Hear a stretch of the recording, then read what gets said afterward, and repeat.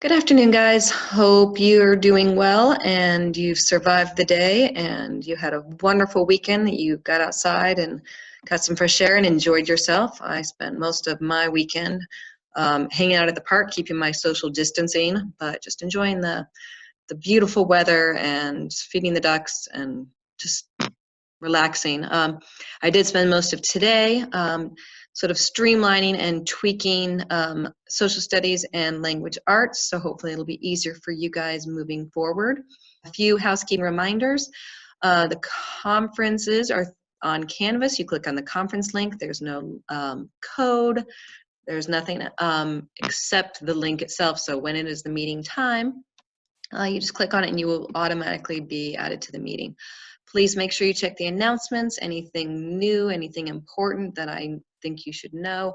I usually put as an announcement rather than sending it out as an email. We're trying to keep everything as consolidated as possible. So first period, we'll be meeting from 10 to 10:40 tomorrow. Second period is 11 to 11:40, and then sixth period is 1 to 1:40.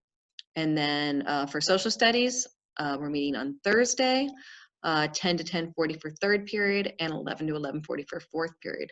So please do your best to be there. If you're not able to attend, please make sure you watch the recording. There will always be a post-conference discussion. So after you've listened to the recording, make sure you respond to that. It helps me get helpful feedback and continue adjusting and moving forward. Remember, my office hours are always 8 to 4. If you want to use Zoom to communicate with me or set up a chat through Canvas, you can also use this number or my email.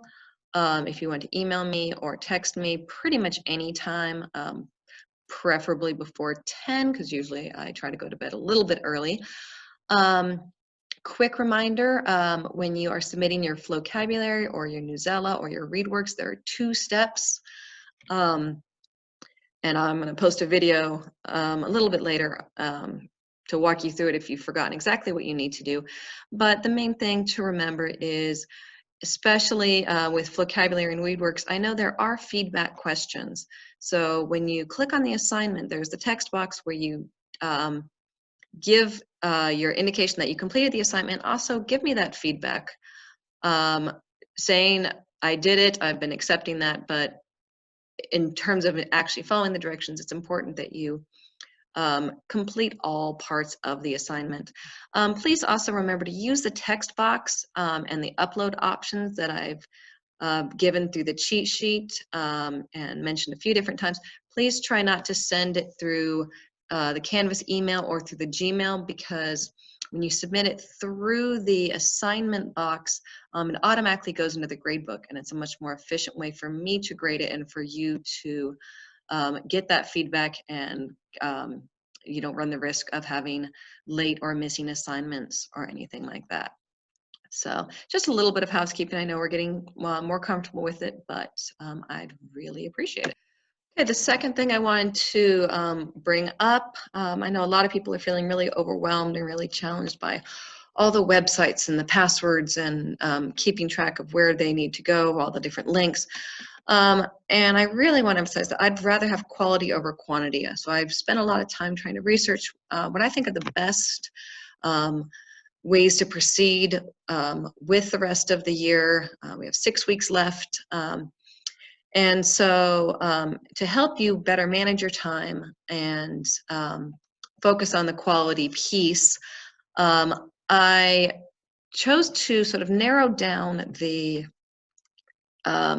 sites that we're going to be using for ELA, and hopefully give you guys a few more options so you can find which one works best for you. Flocabulary, I'm getting a lot of feedback that that's still something most students enjoy, so we are going to keep that there. Please remember to be thorough.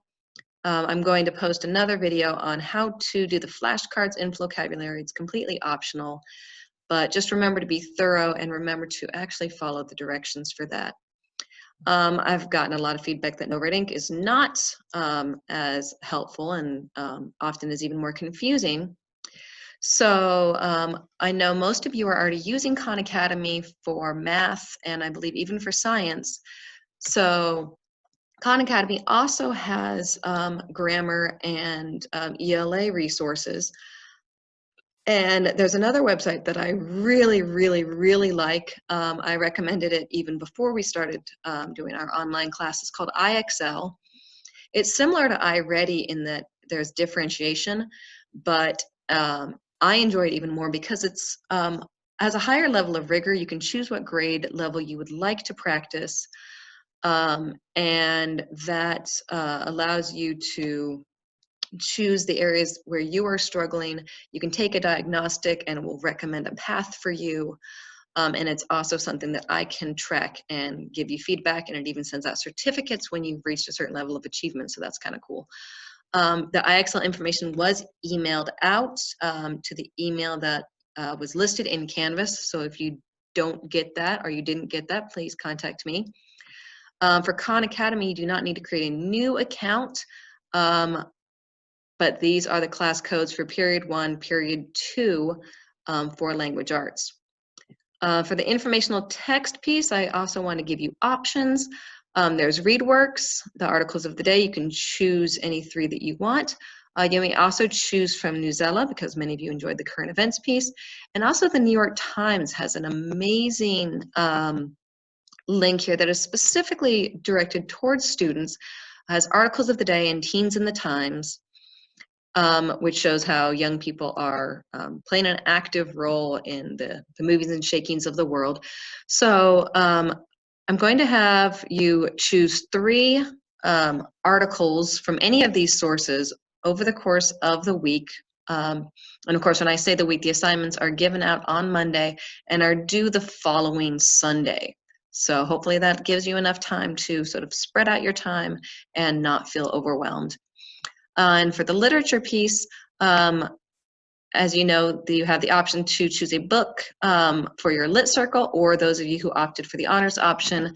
We are continuing with Shakespeare, either Midsummer Night's Dream, if you're in my 7th, 8th grade section, or we will be doing Comedy of Errors for those in my 6th, 7th, and I will have something for Comedy of Errors up this evening.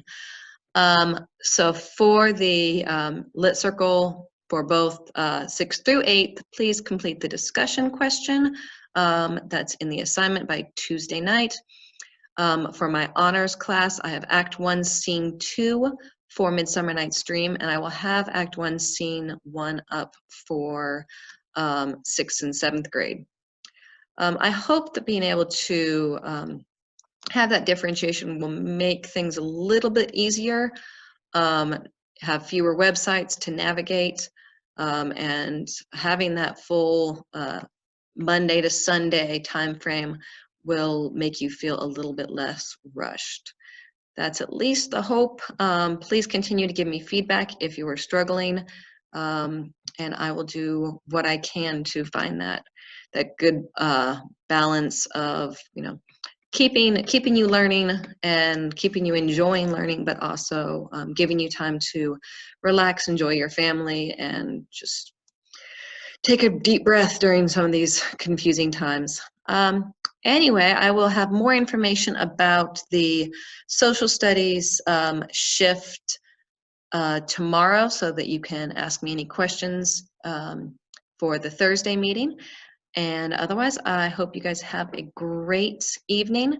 I will have this PowerPoint up if you would like to see some of the extra information. I have the holidays and some other fun things, but this is all I got. So hopefully you have a wonderful evening. Bye-bye.